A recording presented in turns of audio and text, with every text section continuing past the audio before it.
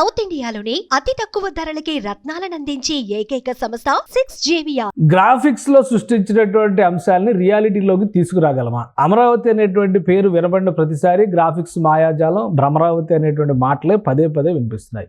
ఎందుకంటే ఏ బిల్డింగ్ అయినా కానీ ముందు నమూనా వేయకుండా, అంటే గ్రాఫిక్ డిజైన్ వేయకుండా రియాలిటీలోకి తీసుకురావడం అనేది అసాధ్యం. 1000 అడుగుల ఫ్లాట్ కూడా ఈరోజు మనం గ్రాఫిక్స్లోనే చూస్తున్నాం. కానీ అమరావతి విషయంలో మాత్రం ఈ విష ప్రచారం చాలా ఎక్కువగా జరుగుతున్నటువంటి పరిస్థితి ఉంది. ఒక నమూనాని ఇప్పుడు మీకు నేను వివరించే ప్రయత్నం చేస్తాను. ఆంధ్రప్రదేశ్ రాజధానిలో high court building, permanent high court building ఎలా ఉండాలనే అంశం పైన రాష్ట్ర ప్రభుత్వం రూపొందించినటువంటి డిజైన్ ఇది. అంటే ఇప్పుడు ఐకానిక్ బిల్డింగ్స్ అని చెప్పని నీళ్ల మధ్య జల సమాధి అయ్యి 5 సంవత్సరాల పాటు ఏ బిల్డింగ్స్ అయితే ఉన్నాయో ఆ బిల్డింగ్స్ సంబంధించినటువంటి నమూనా ఇది. ఇందులో హైకోర్టు బిల్డింగ్ స్పెషల్ ప్రజెంటేషన్. ఇది హైకోర్టు బిల్డింగ్ ఈ విధంగా ఉంటుంది. దీన్ని ఒక పిరమిడ్ స్ట్రక్చర్గా వర్ణించారు. చాలామంది చాలా రకాలుగా చెప్పారు. ఇది బొమ్మల్లో చూస్తానికి బాగుంది కానీ రియాలిటీలో సాధ్యమయ్యేటువంటి అంశం కాదు అని పదే పదే ఖండిస్తున్నటువంటి పరిస్థితి. పైగా గ్రీన్ అండ్ బ్లూ టెక్నాలజీ పేరుతో ఆంధ్రప్రదేశ్ ప్రభుత్వం గ్రీన్ బ్లూ సిటీగా, గ్రీన్ బ్లూ క్యాపిటల్గా, ప్రపంచంలోనే ఆదర్శంగా ఉండే నగరంగా అమరావతిని నిర్మిస్తామని పదే పదే చెప్తుంది. బయట నుంచి అంటే ఎక్స్టీరియర్స్ చూస్తే ఎవరికైనా ఓకే ఇది రియాలిటీలో రావచ్చు, కానీ ఇంటీరియర్స్లో కూడా కొన్ని భ్రమలు చూపించేటువంటి ప్రయత్నం ఏపీ ప్రభుత్వం చేసింది కాబట్టి అవి రియాలిటీలో వస్తాయి. అగో చూడండి, లోపల ఉన్నటువంటి కారిడార్లు ఏ విధంగా ఉండొచ్చు. అలానే లైట్ వెంటిలేషన్, అంటే డే లైట్ వెంటిలేషను, ఎక్కువగా విద్యుత్ శక్తిని ఉపయోగించకుండా వెంటిలేషన్ ఉండే విధంగా చేసినటువంటి డిజైన్ ఇది.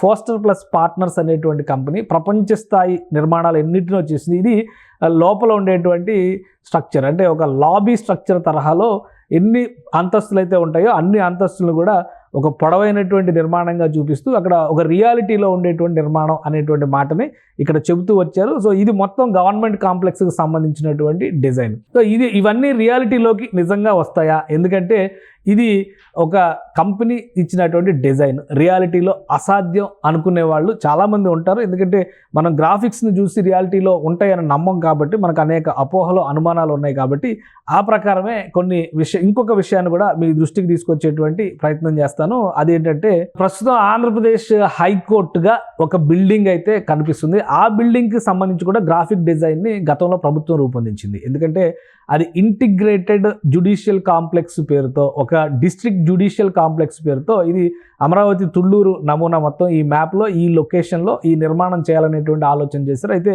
సడన్గా ఏపీ హైకోర్టు విభజన, కంబైన్డ్ ఏపీ హైకోర్టు విభజన జరగడం, ఆ తర్వాత డిస్ట్రిక్ట్ కోర్టు కాంప్లెక్స్గా నిర్మాణంలో ఉన్నటువంటి ఈ భవనం శరవేగంగా పనులు జరగడం, అందుబాటులోకి వచ్చేటువంటి అవకాశం ఉండడంతో ఇది అమరావతి డిస్ట్రిక్ట్ కోర్టు కాంప్లెక్స్ కావాల్సినటువంటి భవనం నమూనా ఇది. కానీ దీన్ని ఏపీ హైకోర్టుగా డిసైడ్ చేస్తూ ఏపీ హైకోర్టుని ఇక్కడికి తరలించారు. ఎందుకంటే విజయవాడ నగరంలో అప్పుడు పెట్టినటువంటి ఏపీ హైకోర్టు భవనం చాలా ఇరుకుగా ఉండడం. ప్రస్తుతం ఇంకో విషయం ఏంటంటే ఇప్పుడు ఏదైతే ఏపీ హైకోర్టుగా పెట్టి అక్కడి నుంచి షిఫ్ట్ చేశారో ఆ భవనం ప్రస్తుతం రాజ్భవన్గా విజయవాడలో ఉన్నటువంటి పరిస్థితి.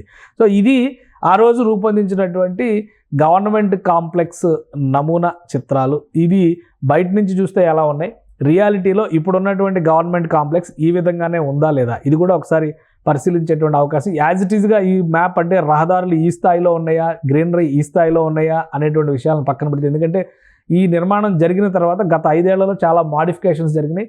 ఈ ఒరిజినల్ నిర్మాణాన్ని పక్కన పెట్టి పక్కనే ఉన్నటువంటి భూముల్ని కేటాయించడం ద్వారా ఇతర అవసరాల కోసం అనెక్సర్ బిల్డింగ్స్ని కానీ మరికొన్ని టెంపరీ స్ట్రక్చర్స్ని కానీ ఈ ప్రదేశంలో నిర్మాణం చేశారు. కానీ వాస్తవానికి ఇది జ్యుడిషియల్ కాంప్లెక్స్గా మనం డిసైడ్ చేస్తే ఈ జ్యుడిషియల్ కాంప్లెక్స్ యథావిధిగా నిర్మాణం అయిందో లేదో ఒకసారి పరిశీలిద్దాం. ఇది అమరావతిలో హైకోర్టు బిల్డింగ్గా ఉన్నటువంటి ప్రాంగణం. ఇది అనెక్సర్ బిల్డింగ్. ఈ గత 5 ఏళ్ళు అంటే గత ప్రభుత్వ టైంలో కట్టినటువంటిది. అంతకు ముందర డిజైన్ చేసినటువంటి బిల్డింగ్ ఇది. అంటే ఇందాక మనం చూసినటువంటి గ్రాఫిక్స్కి దీనికి పోలిక కానీ సారూప్యత కానీ ఉందా లేదా, ఇది అందరిలో ఉండేటువంటి ప్రశ్నలకు సమాధానం చెప్పాల్సినటువంటి పరిస్థితి.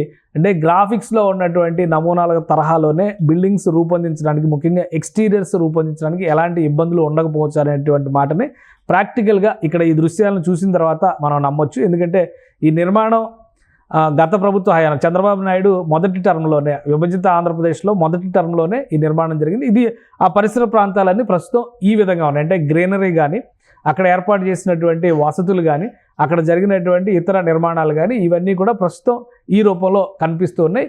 ఇది ఒక నమూనాగా మనం తీసుకుంటే, అంటే ఎక్స్టీరియర్ బిల్డింగ్స్ని యాజ్ ఇట్ ఈజ్గా మనం రియాలిటీలోకి తీసుకురావచ్చు అని కనుక నమ్మితే మరి ఇంటీరియర్స్ పరిస్థితి ఏంటి? దీనికి కూడా ఒక సమాధానాన్ని కనుక్కునేటువంటి ప్రయత్నం చేద్దాం. ఎందుకంటే లాస్ట్ టైం గ్రాఫిక్స్లో ఇది రియల్ బిల్డింగ్, కానీ గ్రాఫిక్స్ బిల్డింగ్లో ఇంటీరియర్స్ ఏ విధంగా చూపించారు, ఈ బిల్డింగ్ లోపల ఇంటీరియర్స్ ఏ విధంగా ఉన్నాయి ఒకసారి పరిశీలించేటువంటి ప్రయత్నం చేద్దాం. ప్రస్తుతం అమరావతిలో హైకోర్టు బిల్డింగ్ గా ఉన్నటువంటి ఈ district judicial complex building exterior graphics అయితే దాదాపుగా మనం ఇందాక రియాలిటీలో చూసాం ఆ దృశ్యాన్ని. రియాలిటీలో ఉన్నటువంటి దృశ్యాలే దాదాపుగా ఇది రెప్లికా అయినట్టుగా కూడా మనం పరిగణించవచ్చు. గేట్స్తో సహా ఈవెన్ జెండాతో సహా అదే తరహాలో డిజైన్ చేశారు. లాన్స్ గ్రీనరీ విషయంలో కొన్ని చేంజెస్ ఉంటే ఉండొచ్చు. కాబట్టి ఇది బయట నుంచి తీసినటువంటి నిర్మాణంగా చూస్తే కనుక ఇప్పుడు లోపల ఉన్నటువంటి దృశ్యాలను ఒకసారి చూద్దాం. ఎంట్రన్స్ లాబీ, అలానే ఈ గాంధీ గారి బొమ్మ కూడా మారింది, కొత్త దానిలో ఎలా ఉందనేది చూద్దాం. ఇవన్నీ కూడా గ్రాఫిక్స్లో తీసినటువంటి దృశ్యాలు. ఇంటీరియర్స్లో గ్రాఫిక్స్ ఏ విధంగా ఉండొచ్చు, అలానే రూమ్స్ ఏ విధంగా ఉండొచ్చు, దానిలో ఇవన్నీ కూడా ఆ రోజు చేసినటువంటి వాక్ త్రూలో తయారు చేసినటువంటి నమూనా, అంటే కోర్ట్ హాల్ నమూనాలు ఇవన్నీ కూడా తయారు చేశారు. అలానే నేచర్ని ఇందులో ఇంటిగ్రేట్ చేశారు. ఎందుకంటే ఇది కూడా బ్లూ అండ్ గ్రీన్ టెక్నాలజీ అని పదే చెప్పారు కాబట్టి ఈ భవనాన్ని కూడా న్యాచురల్ లైటింగ్ అంటే సహజమైనటువంటి వెంటిలేషన్ వచ్చే విధంగానే డిజైన్ చేశారు. దానిలో పెట్టేటువంటి మొక్కల దగ్గర నుంచి లైటింగ్ దగ్గర నుంచి గాలి వచ్చేటువంటి విధానం వరకు అన్ని అంశాలని కూడా ఇందులో అదే తరహాలో ఈ గ్రాఫిక్స్లో ప్రజెంట్ చేశారు. అది రియాలిటీలో ఎలా వస్తుంది అది కూడా ఒకసారి చూద్దాం. సో ఎక్స్టీరియర్కి సంబంధించి పర్ఫెక్షన్ వచ్చినట్టుగానే ఇంటీరియర్స్ విషయంలో కూడా ఒకసారి ఇది ఎంట్రన్స్ పాయింట్, ఇది లోపలికి వెళ్తున్నాం మనం, ఇది ఎంట్రన్స్ పాయింట్ హైకోర్టు బిల్డింగ్కి సంబంధించినటువంటి ఎంట్రన్స్ పాయింట్లో లోపలికి వెళ్తే రెండు వైపుల ఎంట్రన్స్ ఉంటుంది, అటు మెయిన్ ఎంట్రన్స్ ఉంటుంది, ఇటు బ్యాక్ సైడ్ ఎంట్రన్స్ ఉంటుంది. రెండు ఎంట్రన్స్లకి సంబంధించినటువంటి దృశ్యాలు. ఇది మొత్తం కూడా రియాలిటీలో, ఇది గ్రాఫిక్స్ కాదు. లోపలికి వెళ్ళి చూసినప్పుడు ఆ ఎంట్రన్స్ లాబీలో ఉన్నటువంటి దృశ్యాలు, ప్రస్తుతం ఉన్నటువంటి ఏపీ హైకోర్టు కాంప్లెక్స్గా ఉన్న బిల్డింగ్ లోపల దృశ్యాలు అంతా కూడా మ్యాక్సిమం న్యాచురల్ లైట్, న్యాచురల్ అక్కడ ప్లాంటేషన్స్ కానీ గ్రీనరీ కానీ ఇదంతా కూడా సహజంగా వచ్చే విధంగా చేసినటువంటి డిజైన్లు ఇవి. ఏవైతే గ్రాఫిక్స్లో చూపించారో రియాలిటీలో కూడా దాదాపుగా ఆ సహజమైనటువంటి దృశ్యాలే కనిపించే విధంగా వచ్చే విధంగా ఇంజనీరింగ్ ప్లానింగ్ కూడా ఆ విధంగానే జరిగింది. సో ఇందులో ప్రతిదీ ప్లాంటేషన్స్ దగ్గర నుంచి లోపల ఉన్నాయన్నీ కూడా నిజమైనటువంటి మొక్కలే, అవి ఆర్టిఫిషియల్ ప్లాంటేషన్స్ కాదు. So green and blue building టెక్నాలజీని ప్రపంచవ్యాప్తంగా ఎంకరేజ్ చేస్తున్నటువంటి సందర్భంలో సాఫ్ట్వేర్ కంపెనీలు, పెద్ద కార్పొరేట్ కంపెనీలు ప్రపంచవ్యాప్తంగా ఇలాంటి నిర్మాణాల వెంటనే ఫాలో అవుతున్న విషయాలను మనం గమనిస్తున్నాం. అదే తరహాలో అంతర్జాతీయ స్థాయి నగరంగా ఈ అమరావతిని నిర్మించాలనేటువంటి ఆలోచన చేసిన ఏపీ ప్రభుత్వం ఫాస్టర్ ప్లస్ పార్ట్నర్స్ కంపెనీ ఇచ్చినటువంటి డిజైన్ల నమూనాల ఆధారంగా ఈ డిజైన్స్ అన్నింటినీ కూడా రూపొందించారు. సో ఇది బయట నుంచి చూస్తున్నాం మనం, బయట కనిపిస్తుంది ఆ దృశ్యం. ఇందాక ఎక్స్టీరియర్ని చూసాం కదా, ఎనెక్సర్ బిల్డింగ్ అందులో నుంచి కనిపిస్తుంది. ఇది మెయిన్ ఎంట్రన్స్ లాబీ. ఈ మెయిన్ ఎంట్రన్స్ లాబీలో ఏపీ హైకోర్ట్ ఆఫ్ ఆంధ్రప్రదేశ్ ఏవైతే గ్రాఫిక్స్లో ఉన్నాయో అవన్నీ కూడా రియాలిటీలోకి వచ్చినాయి. గాంధీ గారు బొమ్మ ఒకటే మారింది. ఎందుకంటే గాంధీ గారిని ఎందుకు పెట్టారు అనేటువంటి డౌట్ కూడా రావచ్చు. గాంధీ గారు బారిస్టర్, ఆయన మోహన్ దాస్ కరమ్చంద్ గాంధీ అనేటువంటి ఒక సత్యాగ్రహిగా మారేటువంటి క్రమంలో ఆయన అడ్వకేట్గా, లాయర్గా, ఆ రోజుల్లో బారిస్టర్ అనేవాళ్ళు కాబట్టి సౌత్ ఆఫ్రికా నుంచి ఇండియా వచ్చి కూడా ఆయన కోర్టులో పనిచేసినటువంటి లాయర్ ఆయన. అందుకని ఆయన ఒక ఇన్స్పిరేషన్గా తీసుకుని ఇందులో ఆ డిజైన్ని రూపొందించారు. అదే తరహాలో రియాలిటీలో కూడా ఈ ఛాంబర్స్ అన్నిటినీ కూడా డిజైన్ చేశారు. సో గ్రాఫిక్స్లో వచ్చినవి రియాలిటీలోకి తీసుకురావడం అత్యంత క్లిష్టమైనటువంటి అంశం అనుకునే వాళ్ళకి దీని ఒక సమాధానంగా మనం చూడాల్సి ఉంటుంది. రెండు దృశ్యాలని పక్కన పెట్టి చూసినా కానీ ఎక్స్టీరియర్స్, ఇంటీరియర్స్ విషయంలో ఇప్పుడు ఏదైతే పర్మనెంట్ హైకోర్టుకు సంబంధించినటువంటి ప్లానింగ్ జరుగుతుందో దాన్ని రియాలిటీలోకి తీసుకురావడం అత్యంత సులువైనటువంటి అంశంగా ప్రస్తుతం ఉన్నటువంటి టెక్నాలజీని బట్టి చూస్తే కనుక ఈ గ్రీన్ బ్లూ టెక్నాలజీ ఆధారంగా చేసేటువంటి నిర్మాణాలన్నీ కూడా ఎకో ఫ్రెండ్లీ నిర్మాణాలుగా ఉంటాయి. పని ఒత్తిడి వలన ప్రకృతితో కలిసి పని చేయలేని పరిస్థితిలో ఉన్నామనుకునే వాళ్ళకి ఇది ఒక పెద్ద రిలాక్సేషన్ పాయింట్గా ఉంటుంది అనేటువంటి మాట స్పెషలిస్టులు అందరూ చెబుతున్నది. అదే తరహాలో ఏపీ హైకోర్టు బిల్డింగ్ ప్రస్తుతం మనం చూసాం. ఇదే తరహాలో అమరావతిలో ఉండేటువంటి కీలకమైనటువంటి ఐకానిక్ బిల్డింగ్స్ అన్నీ కూడా అటు ప్రకృతితో అంటే న్యాచురల్ లైట్తో అలానే బ్లూ అండ్ గ్రీన్ ఈ రెండింటిని కాంబినేషన్ సిటీగా దీన్ని డిజైన్ చేసేటువంటి ప్రయత్నం జరుగుతుంది. సో ఇవి రియాలిటీలోకి తేవడం అంత క్లిష్టమైనటువంటి అంశం అయితే కాదు. ఖచ్చితంగా ఎవరైనా కానీ దీన్ని రియాలిటీలో ఆస్వాదించదగినటువంటి అంశం. ఈరోజు చూస్తున్నటువంటి పెద్ద గేటెడ్ కమ్యూనిటీల కన్స్ట్రక్షన్ని మనం ఎలా అయితే రియాలిటీలో చూస్తున్నామో అమరావతిలో జరిగేటువంటి నిర్మాణాలన్నీ కూడా 2 నుంచి 3 ఏళ్లలో ఒక్కొక్కటిగా రియాలిటీలో ప్రజల ముందర ఆవిష్కారం అయ్యేటువంటి అవకాశాలు అయితే పుష్కలంగా ఉన్నాయి. ఆ దిశగానే ఆంధ్రప్రదేశ్ ప్రభుత్వం కసరత్తు చేస్తుంది. దానికి తగ్గట్టుగా అధికార యంత్రాంగాన్ని కూడా తీర్చిదిద్దేటువంటి ప్రయత్నం జరుగుతుంది. ప్రణాళికాబద్ధంగా ఈ నిర్మాణాలపైన ఫోకస్ పెట్టేటువంటి ప్రయత్నం జరుగుతుంది. మరీ ముఖ్యంగా ఇక్కడ చేయబోయేటువంటి నిర్మాణాలు రాబోయేటువంటి తరాలకి ఒక ఆదర్శవంతమైనటువంటి నిర్మాణాలుగా ఉండాలనేటువంటి ఆలోచన రాష్ట్ర ప్రభుత్వం చేస్తుంది. ఆ క్రమంలోనే ఇవన్నీ కూడా ఇక్కడ జరిగేటువంటి నిర్మాణాలన్నీ కూడా ఆదర్శప్రాయంగా ఉండాలి. భవిష్యత్ తరాలకి ఒక గొప్ప నగరంలో నివసిస్తున్నాం అనేటువంటి అనుభూతిని కలిగించాలనే ఉద్దేశంతోనే ఈ ప్లానింగ్ చేసినట్టుగా రాష్ట్ర ప్రభుత్వం చెబుతోంది. సో ఈ international company foster plus partners అనేటువంటి కంపెనీ ఒక ఇండియాలోనే కాదు, ప్రపంచ దేశాల్లో జర్మనీ, ఇంగ్లాండ్, ఇది ఇంగ్లాండ్ బేస్డ్ బ్రిటన్ కంపెనీ, ఇది బ్రిటన్కి చెందినటువంటి కంపెనీ.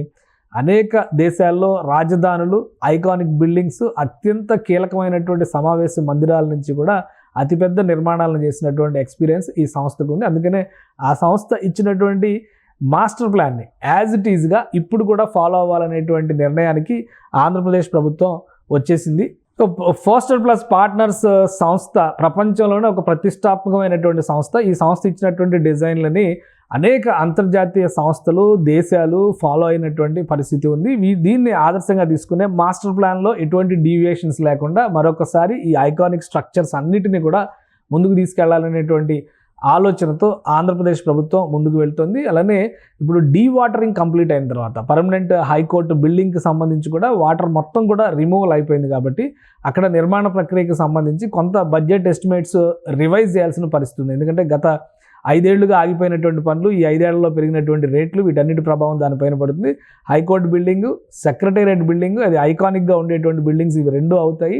అలానే ఐకానిక్ బిల్డింగ్స్గా చెప్తున్నటువంటి GAD టవర్స్, వీటన్నిటి HOD టవర్స్, వీటన్నిటి పనుల్ని కూడా ఒక్కొక్క దానిలో ఒక్కొక్క స్పెషాలిటీ ఉంది. కన్స్ట్రక్షన్లోనే ప్రత్యేకమైనటువంటి డిజైన్లని అనుసరించారు. అదేవిధంగా న్యాచురల్ లైట్ని నేచర్కి దగ్గరగా ఉండే విధంగా ఈ డిజైన్స్ని రూపొందించారు. ఈకో ఫ్రెండ్లీ డిజైన్స్గా దీన్ని చెప్తున్నారు. ఈ డిజైన్లో ఉండే ప్రత్యేకతలు ఏంటో కూడా తెలుసుకునేటువంటి ప్రయత్నం చేద్దాం. ముందుగా అయితే హైకోర్టుకు సంబంధించి డిస్ట్రిక్ట్ జ్యుడిషియల్ కాంప్లెక్స్ నమూనా ఏదైతే వాక్తులు చూపించారో అదే దాన్ని రియాలిటీలో దాదాపు 90% తీసుకురాగలిగినటువంటి ఇంజనీర్ల నైపుణ్యాన్ని, ప్రభుత్వం చేసినటువంటి మానిటరింగ్ వ్యవస్థల సమర్థతను కూడా ఇక్కడ గుర్తించాల్సినటువంటి అవసరం ఉంటుంది. ఇదే రీతిలో అమరావతిలో మరిన్ని రాబోయేటువంటి ఐకానిక్ బిల్డింగ్స్ అన్నీ కూడా పూర్తవుతాయి. రాబోయేటువంటి రోజుల్లో అమరావతి దేశానికి ఒక తలమానికమైన నగరంగా నిలుస్తుందని చెప్పని ఆశిద్దాం. సుమన్ టీవీలో మీ పర్సనల్ అండ్ బిజినెస్ ప్రమోషన్స్ కోసం కింది నెంబర్కి కాంటాక్ట్ చేయండి.